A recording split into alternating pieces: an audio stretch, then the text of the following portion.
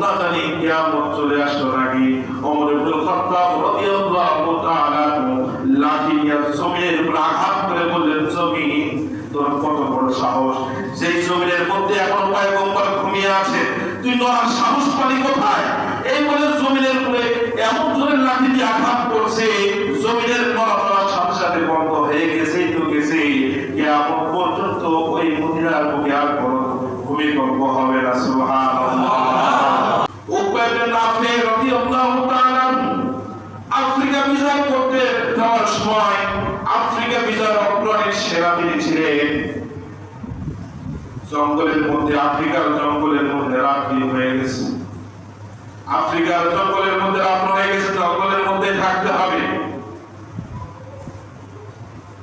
সাহাবায়ে কেরামের সাথে পরামর্শ করলেন, এই অবস্থায় আমাদের উপায় কি? সকলেই পরামর্শ দিলেন, যেহেতু আমাদের এখান থেকে বের হওয়ার উপায় আছে, এখানেই থাকতে হবে।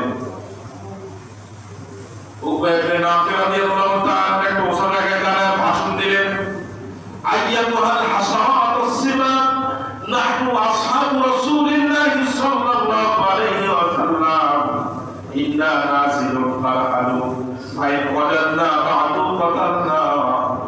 এ জঙ্গলের হিংস্র প্রাণী পাক, যত হিংস্র প্রাণীর আছে শুনো, আমাদের পরিচয় হলো আমরা রাসূল করিম সাল্লাল্লাহু আলাইহি ওয়াসাল্লামের সাহাবীদের জামাত।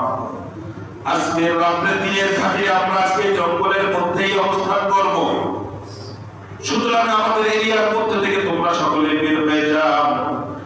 এরপরেও নির্দেশ পাওয়ার পরেও যদি তোমরা এখানে কেউ থাকো, তাহলে আমরা হত্যা করে ফেলবো। কিতাবের মধ্যে আসছে দোস্ত, আল্লাহ ওই সাহাবী উকবা ইবনে নাফি রাদিয়াল্লাহু তাআলা ঘোষণা পাওয়ার পরে আল্লাহর যত মাখলুকাত ছিল জঙ্গলের মধ্যে, হিংস্র প্রাণী যত ছিল, সকলেই পালাইতে শুরু হয়ে গেল, পালানো শুরু করে দিল। এমনকি বড় বড় প্রাণী, যে সমস্ত প্রাণী তাদের ছোট ছোট বাচ্চাগুলো ছিল, বাচ্চাগুলোকে মুখে কামড় দিয়া ধরে ধরে নিয়ে এরিয়ার বাইরে চলে গেছে। সাহাবীদের জন্য জঙ্গলকে নিরাপদ করে দিয়েছে। সুবহানাল্লাহ।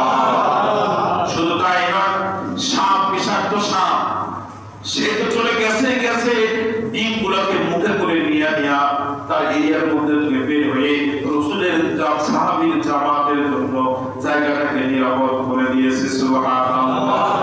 এগুলো কিসের খাতিরে হয় দোস্ত? কোরআন সুন্নাহর সাথে যার সম্পর্ক হবে, কোরআনের সাথে যার সম্পর্ক হবে, দুনিয়ার সমস্ত মাখলুককে আল্লাহ তাআলা তার নামে বানায় দিবেন। আর এই কোরআনুল কারীমের সাথে যদি সম্পর্ক না করি, তাহলে আমার মধ্যে আর ওই হায়াত চতুষ্পদের মধ্যে কোনো পার্থক্য থাকবে না। এই জন্য ভাই দোস্ত বুজুর্গ, কোরআন সুন্নাহ মোতাবেক নিজের জীবনকে গড়ার জন্য তৈরি আছি তো ইনশাআল্লাহ।